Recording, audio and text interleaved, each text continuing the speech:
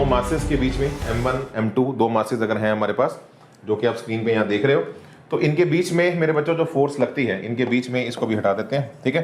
तो इनके बीच में मेरे बच्चों जो फोर्स लगती है वो होती है हमारी G M1 M2 by R²। तो आप यहाँ पे देख सकते हैं दो मासेस हैं मेरे M1 M2, इनके बीच में अगर डिस्टेंस हमारा R है तो इनके बीच में होती है हमारी G M1 M2 बाई बच्चों R²। तो सबसे पहली बात मैं अगर आपको बताऊं यार, ये जो फोर्स होती है ये अट्रैक्टिव फोर्स होती है। M1 M2 को लगाएगा, M2 M1 को लगाएगा, और it is always along the line joining the masses. इन दोनों की लाइन ज्वाइनिंग के अलोंग लगती है और अट्रैक्टिव इन नेचर होती है। तो ये सबसे बात याद रखना, इंपॉर्टेंट बात जो मैंने आपके सामने लिखी है कि इट ऑलवेज एक्ट्स अलोंग, बस याद रखना मैग्नीट्यूड फोर्स का कितना है G M1 M2 by R² and it always acts along line joining the masses and it is always attractive in nature. G की ग्रेविटेशनल कांस्टेंट जिसको हम बोलते हैं 6.67 into 10 की पावर -11 न्यूटन मीटर स्क्वायर पर बच्चों केजी स्क्वायर। और अगर यार यही कोई मास है ना मल्टीपल मासेस की वजह से सराउंडेड हो, तो मान लो ये कोई मास m0 है, इसके अगल बगल में अगर मल्टीपल मासेस हैं M1 M2 M3, तो आपको इस पे जो फोर्स निकालनी है इन सभी फोर्सेस का वेक्टर सम होगा। तो M1 M0 पे जो फोर्स लगाएगा वो लगाएगा F01 वेक्टर, अट्रैक्टिव होगा। M2 M0 को अपनी तरफ अट्रैक्ट करेगा, M3 M0 को अपनी तरफ अट्रैक्ट करेगा। सबका रिजल्टेंट जो होगा वो हमारी नेट फोर्स होगी। बड़ी ही लॉजिकल बात है, ठीक है। एक तो ये बात याद रखनी है, it is independent of the medium, है ना। फोर्स जो होती है ये मीडियम के इंडिपेंडेंट है, जबकि इलेक्ट्रोस्टैटिक्स में जो चार्जेस की फोर्स होती है वो मीडियम पे डिपेंड करती है। It is independent of medium. अब मैं इसके ऊपर सिंपल सा एक सवाल दिखाता हूं, बहुत लॉजिकल बात है। नेट फोर्स वेक्टर सम होती है, जैसे ये सवाल हमारे पास मेरे बच्चों एक स्क्वायर है। इस क्वेश्चन को अगर आप रीड करें, आपको लिखा हुआ है there are 4 identical particles are kept on the 4 corners of a square. तो एक स्क्वायर है, स्क्वायर्स के 4 कॉर्नर्स पे 4 आइडेंटिकल मासेस रखे गए हैं। आपसे किसी एक मास पे नेट फोर्स पूछी गई है, तो मान लो ये बोला वो मास है जिस पे नेट फोर्स निकालनी है। तो बहुत सिंपल है मेरे भाई, बहुत सिंपल है। आपको पता होना चाहिए कि ये मास इसको अपनी लाइन ज्वाइनिंग के अलोंग अट्रैक्ट करेगा बाय फोर्स F1, इसे लाइन ज्वाइनिंग के अलोंग अट्रैक्ट करेगा बाय फोर्स F1। F1 की वैल्यू क्या होगी? Gm² bye L²। अगर साइड हमारी L है तो Gm² बाय बच्चों L²। ऐसे ये मास आइडेंटिकल है तो आइडेंटिकल फोर्स देगा, लेकिन डायरेक्शन लाइन ज्वाइनिंग के अलोंग होगी, अट्रैक्टिव। अब ये वाला जो मास है मेरे बच्चों, ये इस मास को अपनी लाइन ज्वाइनिंग के अलोंग फोर्स लगाएगा। देखो ये जो डिस्टेंस होगा ये होगा हमारा √12, और जो फोर्स लगेगी वो लाइन ज्वाइनिंग के अलोंग लगेगी, ये लगेगी बेटा हमारी F2। तो अगर मैं F2 की बेटा वैल्यू निकालूं, ये निकल के आएगी Gm² बाय इनके बीच का जो गैप है, गैप इस मेरे बच्चों √2L का square, which comes out to be Gm² by मेरे टमाटरों 2L²। ठीक है जी। तो बेसिकली 3 फोर्सेस इस मास पे लगेंगी, इन तीनों का वेक्टर रिजल्टेंट निकालना है। Now this question is actually A question of बच्चों योर वेक्टर रिजल्टेंट। अब ये एक्चुअली फिजिक्स का सवाल नहीं रहा, है ना। तो आप देखो ये 3 फोर्सेस हैं F1 और F1 और ये F2, इनका रिजल्टेंट हमें निकालना है। अब देखो यार, अगर तो ये दो ही होती, मान लो इधर F1 है और इधर हमारा F1 है, अगर मान लो यार ये दो ही फोर्सेस होती तो रिजल्टेंट बेटा बहुत सिंपल था, रिजल्टेंट की वैल्यू होती √2F1। लेकिन अब यार हो क्या रहा है, जिस डायरेक्शन में √2F1 है उसी डायरेक्शन में एक और फोर्स जा रही है F2, उसी डायरेक्शन में एक और फोर्स जा रही है F2, है ना, जो आपको यहाँ पे दिख रही होगी मेरे बच्चों, है ना। उसी डायरेक्शन में एक और फोर्स जा रही है हमारी F2। अब एज अ रिजल्ट मेरे बंधु, एज अ रिजल्ट अगर आप देखें तो what is the net force, तो नेट फोर्स जो हमारी बनेगी इन दोनों की वो कितनी बनेगी? Net force comes out to be, बहुत सिंपल है, √2F1 + F2। तो यार F1 F2 की वैल्यूज मैंने आपको बेटा यहाँ बता दी है। F1 F2 की वैल्यूज आपको पता है, बस यहाँ पे उठा के पुट कर दो, कॉमन फैक्टर्स निकाल लो, जो भी ये चाहते हैं उस फॉर्मेट में आंसर देखना, आपको आंसर मिल जाएगा। ठीक है जी। तो जो भी आपसे पूछा गया है, the length of the sides of the square is, है ना, ठीक है। तो if the gravitational force is this thing upon 32L², ये आई गेस थोड़ा सा बेटा कुछ मिसप्रिंट है क्वेश्चन के अंदर, देख लेना। मतलब हाँ, नेट फोर्स आपको निकालनी है, मुझे लग रहा है ऑप्शंस कुछ और आ गए हैं यहाँ पे, ठीक है, ऑप्शंस कुछ और आ गए हैं। तो नेट फोर्स की वैल्यू कुछ एक यहाँ पे कोई कांस्टेंट फैक्टर होगा, उसकी वैल्यू आपको निकालनी है, if I am not wrong, ठीक है। डन डन, हाँ। अच्छा सॉरी, आपकी जो भी बेसिकली ये जो L है, ये जो साइड है, साइड को ले लो कैपिटल L। ये आंसर में मान लो आपको दिया हुआ है स्मॉल l, आंसर में मान लो स्मॉल l है, तो basically capital L small l की टर्म्स में आपको निकालना है, ठीक है। तो आप अगर निकालेंगे तो मुझे लगता है आराम से आपको रीअरेंज करके जो भी आपका डिनोमिनेटर वाला जो पार्ट होगा, जो भी ये नेट फोर्स की वैल्यू निकल के आएगी, ये जो भी नेट फोर्स की वैल्यू निकल के आएगी उसे इसके बराबर पुट कर देना, तो कैपिटल L और स्मॉल l में एक रिलेशन आ जाएगा। तो उस स्मॉल l की, इसे स्मॉल l समझ लो, उसकी फॉर्म में आपको आंसर देना है, ठीक है। तो very simple, easy busy lemon squeeze. अब यार इसके अंदर ना वेरिएशन जो है मेरे बच्चों, ये वाला पार्ट बड़ा फेमस है, ठीक है। इसके ऊपर बहुत सारे क्वेश्चन आते हैं। अब हुआ ये है कि 23 और 22 में बहुत सारे क्वेश्चन आए हैं, 24 में अभी इतने नहीं है, ठीक है, but still we should be prepared. ये क्वेश्चन जब आते हैं तो बिल्कुल डायरेक्ट आते हैं, मतलब सिंपल फॉर्मूला बेस्ड। जैसे किसी सरफेस पे जो एक्सेलरेशन ड्यू टू ग्रेविटी की वैल्यू होती है वो होती है हमारी gm/r², है ना, स्मॉल जी, जिसको हम 9.8 मीटर पर सेकंड स्क्वायर कहते हैं। तो सरफेस पे इसकी वैल्यू प्लेनेट की होती है gm/r², m is mass of planet, r is radius of planet. तो ये सारी वैल्यू अर्थ के लिए अगर आप सॉल्व करो तो ये 9.8 निकल आती है। इसकी वैल्यू अगर हाइट के साथ देखी जाए, मतलब अगर आप किसी h हाइट पे चले जाओ तो ग्रेविटी की वैल्यू वहां पे जो g डैश होती है वो होती है g into r upon r plus h का स्क्वायर।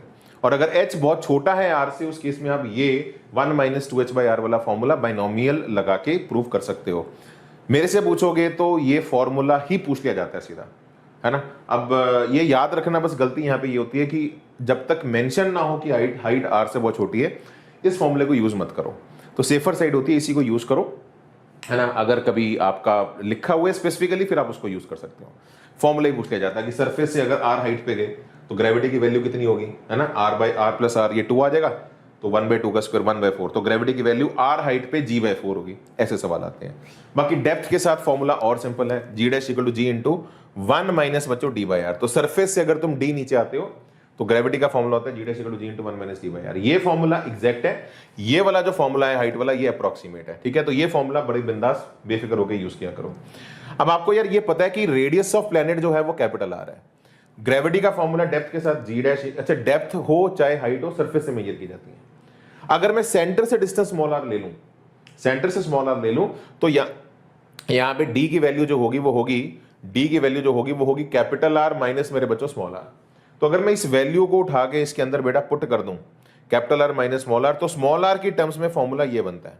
तो ग्रेविटी स्मॉल r के प्रोपोर्शनल है, मतलब अगर मैं सेंटर से ग्राफ को प्लॉट करूं तो अंदर जो है वो हमारी r के प्रोपोर्शनल है, बाहर जो ग्रेविटी है वो 1/r² के प्रोपोर्शनल है, ठीक है। बाहर 1/r² के प्रोपोर्शनल क्यों है? अगर मैं सेंटर से डिस्टेंस स्मॉल r ले लूं तो देखो ये हमारा स्मॉल r यहां पे जो है ये कैपिटल R प्लस h है। तो ये आप देख रहे हो फॉर्मूला, ये gr²/r² बन गया आपका, है ना। तो ये इस फॉर्मेट में आपका आंसर बन गया, सेंटर से अगर आप डिस्टेंस निकालो तो r प्लस h जो है ये हमारा स्मॉल r है ना। तो बाहर हमारा 1/r² है, अंदर हमारा जो है वो r के प्रोपोर्शनल है। तो अगर ये ग्राफ भी अपने आप में क्वेश्चन है, फील्ड जो है अंदर r के प्रोपोर्शनल है, बाहर हमारा 1/r² है। बच्चे बोलेंगे सर ये तो फील्ड का ग्राफ है, भाई इसी को ही हम फील्ड बोलते हैं। एक्सेलरेशन ड्यू टू ग्रेविटी का दूसरा नाम है जो हमारा, वो है हमारी ग्रेविटेशनल फील्ड बच्चों। बिल्कुल ये जो तुम सोच रहे हो वो सही है, ठीक है। तो अब आगे बढ़ते हैं यार। सवाल आपका, अच्छा रेडियस वाला भी एक बड़ा फॉर्मूला याद रखें कि रोटेशन ऑफ अर्थ वाला फॉर्मूला भी याद रखें। अगर हम रोटेट करते हैं, और अर्थ का ओमेगा सबको पता ही है 2π/t, जिसमें टाइम पीरियड होता है हमारा 24 आवर्स, तो अर्थ अपने एक्सिस के बहुत रोटेट करती है। तो रोटेशन की वजह से किसी थीटा एंगल पे जो ग्रेविटी होगी, है ना, और थीटा को हम कई बार लैटिट्यूड भी बोलते हैं, उसका फॉर्मूला है g dash equal to g minus r ω² cos square theta. और इक्वेटर पे बेटा बहुत फेमस रहता है फॉर्मूला ये, इक्वेटर पे थीटा की वैल्यू बेटा हो जाएगी 0। अगर आप एग्जैक्टली इक्वेटर पे आएंगे तो थीटा 0 हो जाएगा। तो gravity at equator is g minus मेरे टमाटरों r ω² cos 0 जो है उसकी वैल्यू 1 हो जाती है, ठीक है। तो वहां से आप अपना इसका आंसर को निकाल सकते हैं मेरे बच्चों, डन है। बाकी यार ये फॉर्मूले जैसे मैंने आपको बताया सीधा फॉर्मूले आते हैं कि ग्रेविटी इक्वेटर पे 0 होगी, नया ओमेगा कितना होगा, तो इसे 0 के बराबर पुट कर देना, ओमेगा की वैल्यू √g/r निकल आएगी।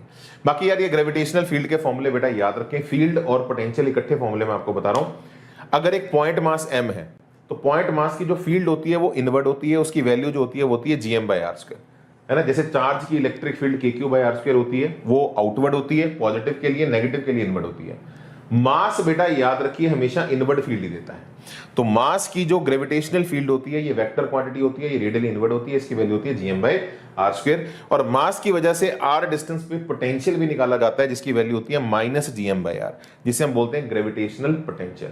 जैसे kq/r होता है, ऐसे माइनस, यहाँ पे माइनस साइन एक्स्ट्रा आता है, दैट इज -gm बच्चों r, ठीक है। ये हमारा स्केलर क्वांटिटी है, ये हमारा वेक्टर क्वांटिटी। ये फॉर्मूले याद होने चाहिए, सीधा रेडीमेड, बस रेडीमेड मतलब मक्खन मलाई वाले सवाल आपको मिलते हैं। और फील्ड का ग्राफ 1/r² है, और पोटेंशियल का जो ग्राफ है वो हमारा 1/r है। यहां पे ना हम ग्राफ फोर्थ क्वाड्रेंट में हम नोटिस कर रहे होंगे हम बना रहे हैं, उसका रीजन बहुत सिंपल सा है कि फील्ड जो है वो इनवर्ड है। मतलब अगर मैं r बाहर की तरफ लेता हूं तो जो फील्ड है वो इनवर्ड है, तो मतलब x पॉजिटिव है, y जो है वो नेगेटिव है। तो x positive y negative fourth quadrant. तो बस इस फील्ड की direction which is radially inward, उसको थोड़ी और इज्जत देने के लिए ग्राफ को फोर्थ क्वाड्रेंट में दिखा दिया जाता है, ठीक है, याद रखिएगा।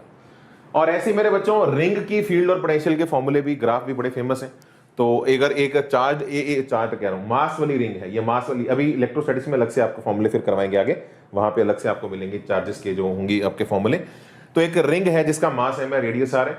तो अगर आपसे पूछे भैया इसकी वजह से जो ग्रेविटेशनल फील्ड होगी उसकी, है ना, एक्सिस पे, तो एक्सिस से एक्स डिस्टेंस पे जो फील्ड होगी वो इनवर्ड होगी। उसकी जो वैल्यू होती है उसकी वैल्यू याद रखो, gmx upon x square plus r square raise to power 3/2।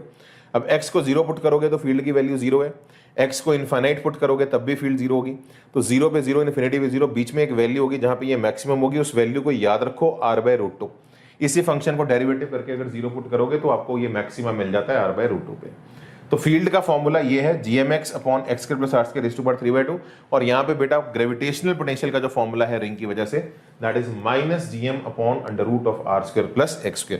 x जो है ये है हमारा, हाँ, ये वाला डिस्टेंस, सेंटर से जो डिस्टेंस है उस पॉइंट का वो हमारा x है।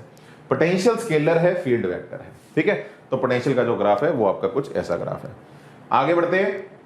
अब ये बात याद रखो, हाँ, ये सबसे ज्यादा फेमस है, very very important, hollow sphere और सॉलिड स्फीयर के फील्ड पोटेंशियल के ग्राफ।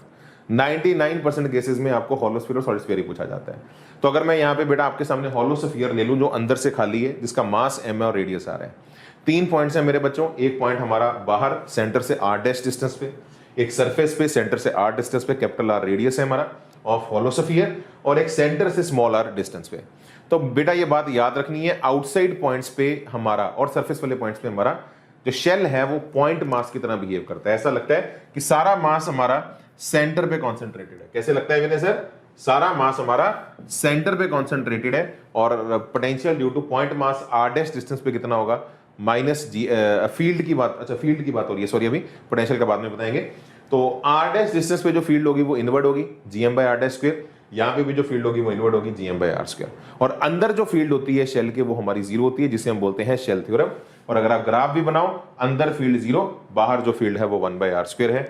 और यही मेरे बच्चों अगर मैं पोटेंशियल का ग्राफ बनाऊं तो देखो आउटसाइड पॉइंट्स पे जो पोटेंशियल होगा वो हमारा पॉइंट मास वाला ही होगा, अब ये स्केलर क्वांटिटी है, -gm/r'। ऐसा लग रहा है सारा मास हमारा सेंटर पे पड़ा हुआ है, -gm/r'। सरफेस पे भी -gm/r। अंदर जो पोटेंशियल होता है यहाँ पे, ये याद रखना, ये उतना ही होता है जितना सरफेस पे होता है ना। तो अंदर जो पोटेंशियल है वो हमारा एक्चुअली स्मॉल r पे डिपेंड ही नहीं करता, वो जितना सरफेस पे है उतना ही होता है। तो अंदर पोटेंशियल हमारा हर पॉइंट पे सेम है, कांस्टेंट है, जिसकी वैल्यू है -gm/r। और बाहर जो है वो 1/r से पोटेंशियल हमारा डीके कर रहा है। तो ये भी एक रीजन है अंदर फील्ड 0 क्यों है, बिकॉज फील्ड को फ्लो होने के लिए पोटेंशियल डिफरेंस चाहिए होता है। Field flows from high potential to low potential. तो जब अंदर पोटेंशियल ही कांस्टेंट हो गया तो फील्ड ऑटोमेटिकली अंदर 0 होगी। तो फील्ड का ग्राफ ये है, फील्ड का ग्राफ मेरे बच्चों ये है, चल जा भाई, हाँ, फील्ड का ग्राफ ये है, अंदर 0 बाहर नॉन 0, और पोटेंशियल जो है अंदर हमारा कांस्टेंट है, ठीक है। अब ऐसे ही अगर मैं सॉलिड स्फीयर का फील्ड और पोटेंशियल का ग्राफ बनाऊं तो बेटा फिर ये पूरा हमारा सॉलिड स्फीयर है जिसका मास है, रेडियस r है। 3 पॉइंट्स ले लो, वही वाली बात बेटा, बाहर, सरफेस पे, अंदर। तो बाहर वाले का डिस्टेंस सेंटर से r डैश है। तो यार बाहर वाले पॉइंट पे और सरफेस वाले पॉइंट पे जो फील्ड होती है वो बिल्कुल पॉइंट मास की तरह होती है, हॉलो की भी सॉलिड की भी। तो फील्ड होगी gm/r², इधर भी होगी gm/r'²। ऐसा लगेगा सारा मास सेंटर पे पड़ा हुआ है। अंदर वाले पॉइंट पे जो फील्ड होती है उसका फॉर्मूला थोड़ा ध्यान से सुनना, ये होता है हमारा gm/r³ into small r। Field अंदर नॉन 0 होगी और उसकी वैल्यू होती है gm/r³ इंटू स्मॉल r। मतलब अंदर जो फील्ड है वो प्रोपोर्शनल टू r है, बाहर हमारी 1/r² है। ये बिल्कुल वही वाला ग्राफ जो हमारा एक्सेलरेशन ड्यू टू ग्रेविटी का है। एक्सेलरेशन ड्यू टू ग्रेविटी और फील्ड दोनों कहीं ना कहीं एक ही बात है, एक ही चीज को रिप्रेजेंट करती है, ये बात दिमाग में रखिएगा। और बाकी रही बात पोटेंशियल की, तो पोटेंशियल बेटा वही है, बाहर वाले पॉइंट पे -gm/r', सरफेस पे भी -gm/r, पॉइंट मास वाला फंड है। अब अंदर वाले पॉइंट पे जो पोटेंशियल होता है ना, उसका फॉर्मूला बेटा ये है। अब ये थोड़ा सा गंदा फॉर्मूला है, बट याद रख लो, 1-2 बार आ चुका है तो आपको इसके बारे में पता हो तो अच्छी बात है। क्या फॉर्मूला है? -3gm/2r, 1 - small r²/3 capital R²। ठीक है मेरे बच्चों, बात को समझ रहे हो? -gm/2r, 1 - small r²/3 capital R²। तो सबसे पहली बात, अंदर जो पोटेंशियल है वो r² के प्रोपोर्शनल है, तो मतलब अंदर जो हमारा बिहेवियर है वो पैराबोलिक बिहेवियर है। अंदर जो बिहेवियर है वो पैराबोलिक है। और दूसरी बात, अगर मैं r को 0 पुट कर दूं तो सेंटर पे पोटेंशियल की वैल्यू आएगी -3gm/2r। तो ये भी याद रखें, potential at centre is 3/2 times the potential at surface. ये क्वेश्चन हमारा 2023 में सिर्फ यही पूछा गया था। एक सॉलिड स्फीयर है, सरफेस पे पोटेंशियल v है, सेंटर पे कितना होगा? तो 3/2v होगा। ठीक है ना, आपको दिख रहा है ना? सरफेस पे जो है वो -gm/r है, सेंटर पे -3/2 gm, तो 3/2 का फैक्टर है बेसिकली।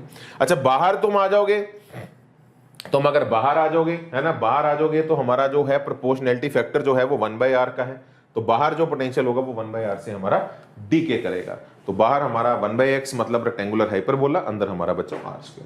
ये सारी बातें हैं। इसके बाद बेटा हमारा अगला मुद्दा आता है एस्केप वेलोसिटी का। Now what is escape velocity? अगर किसी ऑब्जेक्ट को किसी स्फीयर के सरफेस से थ्रो किया जाए, कितनी वेलोसिटी दें कि वो जस्ट इंफिनिटी पे पहुंचे, मतलब इंफिनिटी पे पहुंच के अगर वो रेस्ट पे आ भी जाए तो चलेगा, कोई टेंशन नहीं है, क्योंकि वापस नहीं गिरेगा, क्योंकि वहां पे फोर्स जीरो हो जाएगी, है ना, इनफाइनाइट डिस्टेंस पे ग्रेविटेशनल फोर्स की वैल्यू जीरो है। तो एक मिनिमम वेलोसिटी जिससे तुम जस्ट इंफिनिटी पे पहुंचो उसकी वैल्यू होती है एस्केप वेलोसिटी। तो ये याद रखना बेटा, इसका फॉर्मूला ग्रेविटेशन में बहुत पूछा जाता है, बहुत सारे सवाल आते हैं, ठीक है।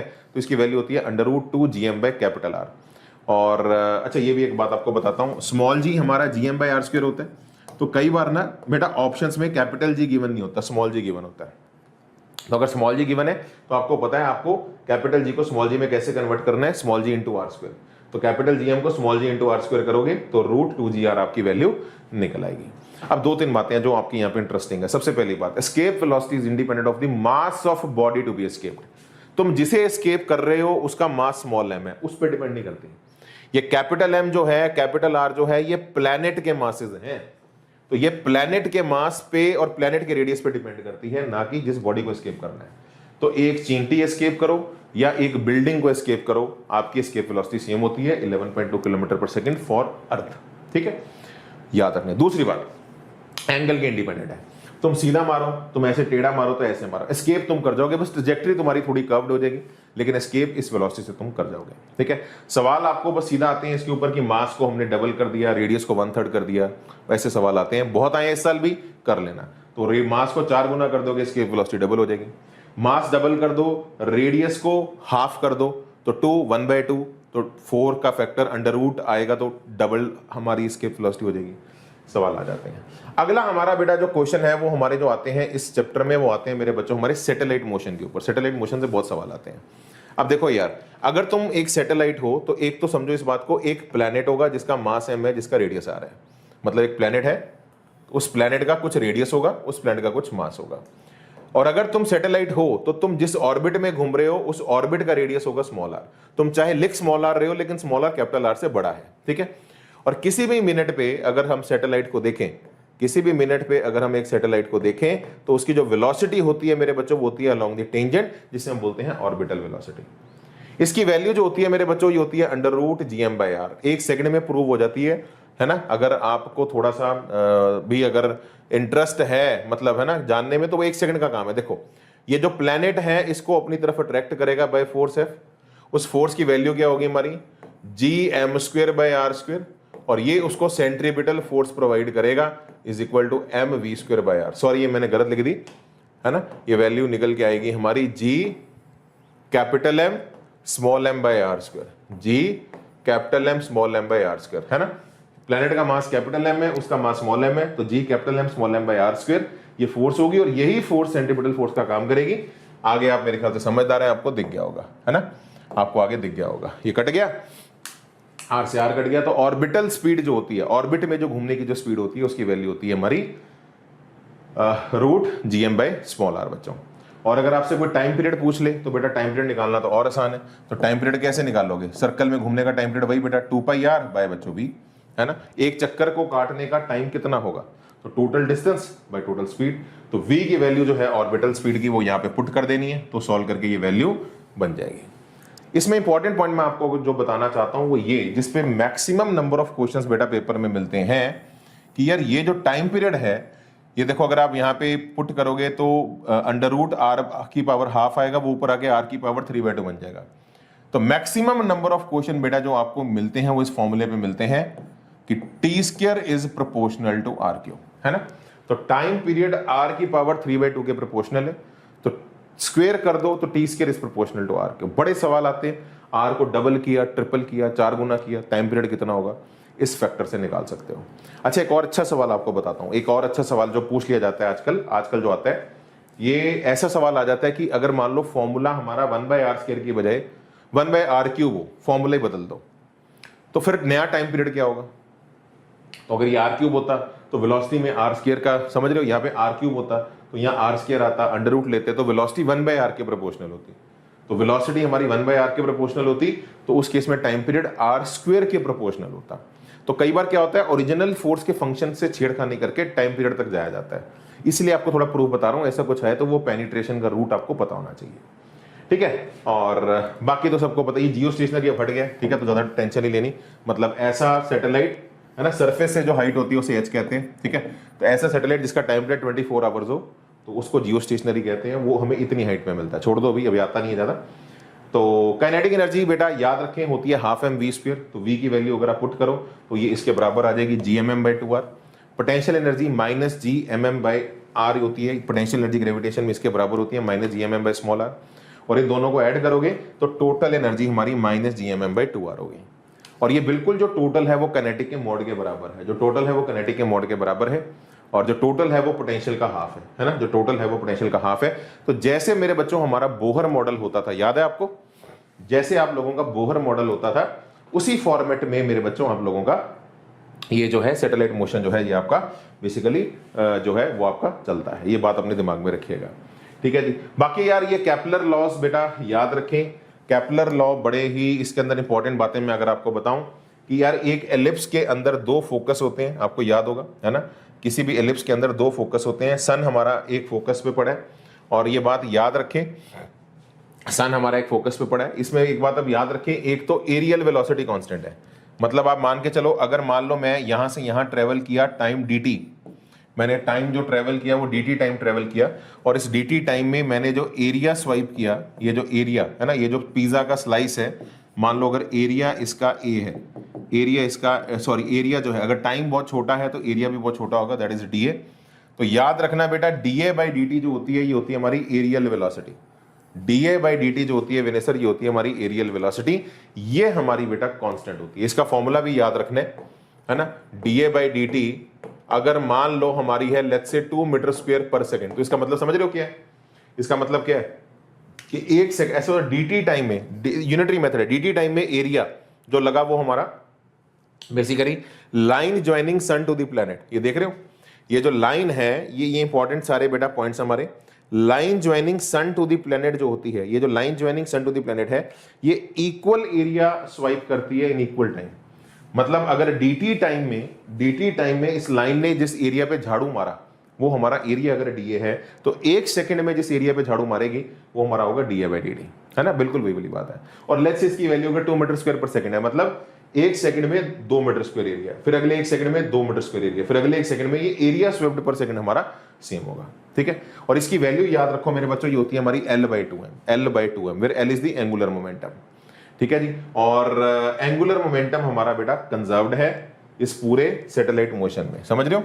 तो अगर आप किसी भी मूवमेंट पे अगर आप देखोगे, ये जो सैटेलाइट है इसकी जो फोर्स होगी है ना, जो सन से फोर्स लगेगी वो सन से ही पास होगी।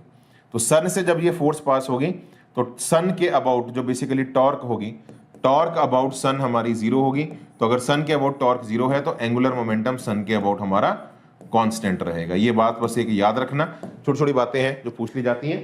तो इसकी वैल्यू जो होती है ये होती है L/2m। तो एंगुलर मोमेंटम भी कांस्टेंट है, मास तो है ही कांस्टेंट, तो ओवरऑल एरियल वेलोसिटी कांस्टेंट है। और दूसरी इक्वेशन होती है t² इज प्रोपोर्शनल टू बच्चों a³ where a is my semi major axis. तो एलिप्स के अंदर आपको पता है मेरे बच्चों, अगर हमारा कोई एलिप्टिकल पाथ है तो ये हमारी मेजर एक्सिस है, तो सेमी मेजर एक्सिस जो होती है ये a होती है, और ये हमारी सेमी माइनर एक्सिस होती है। और मैं आपको बस ये बोल रहा हूं कि यहां से यहां घूमने का जो टाइम है, एक चक्कर काटने का जो टाइम है ना, वो हमारा टाइम पीरियड है, वो सेमी मेजर एक्सिस के क्यूब के प्रोपोर्शनल है। तो t² is proportional to a³, ठीक है। ये छोटी छोटी बातें हैं, याद रखिए। बाकी ये फॉर्मूला पूछ लिया जाता है बस यार, अगर मैं आपको मैथमेटिकली बताऊं।